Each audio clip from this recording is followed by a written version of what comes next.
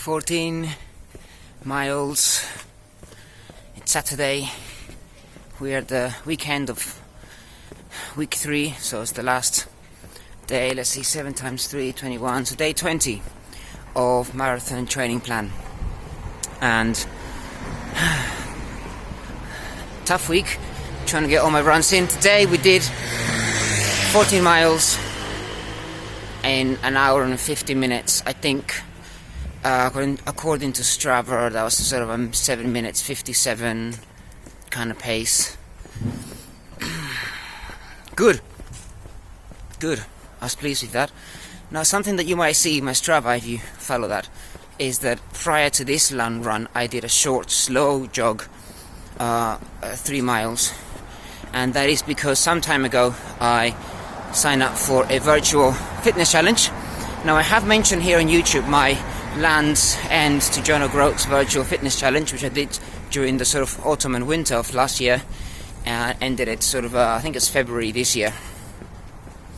But I quickly did a small fitness challenge, the Egyptian pyramids. It's a virtual thing, and I think it was about 40 something kilometers, so not very much, and I just needed 4.5k to finish it off. So I extended my warm-up run and I slowed it right down, and I got that done, so that will show on Strava.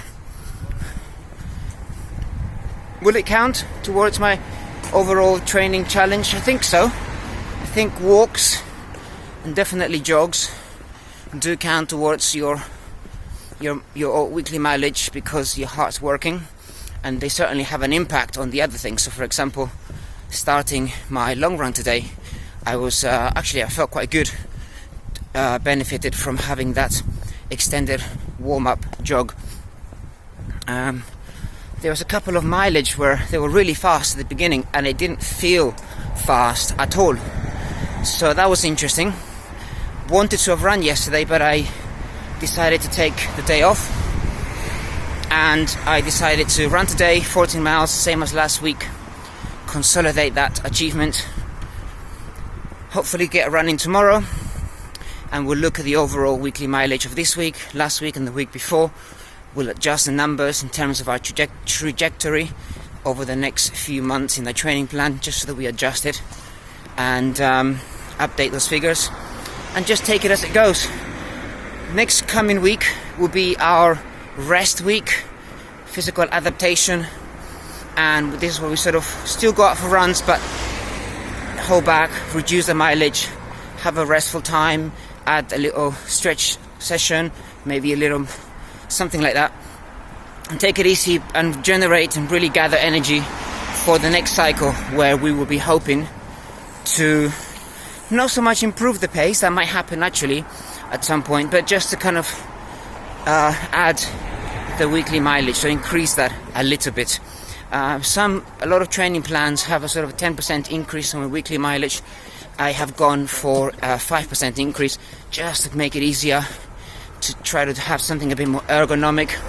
I found, and also in these videos, and I'll talk about it more when I do the video about updating my training plan, but I found that even if you set a target to do the same distance every week, if you're changing locations due to work and different other practicalities, that's going to have an impact and probably make your runs harder, and they become more of a workout that way. Also, if you're running in mud, in rain, in wind, against the elements, maybe if the temperature is higher, though you're still doing the same mileage, you're actually working harder, and it takes a while for you to say, right, I can easily do that comfortably regardless of wind, temperature, and incline and things like that, altitude.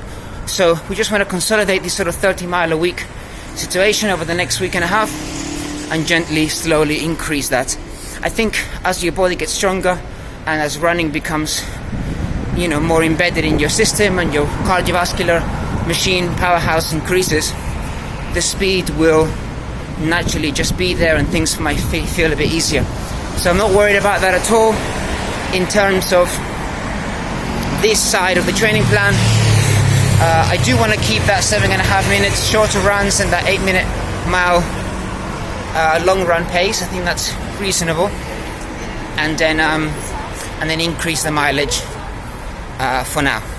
So there we go. Keeping on.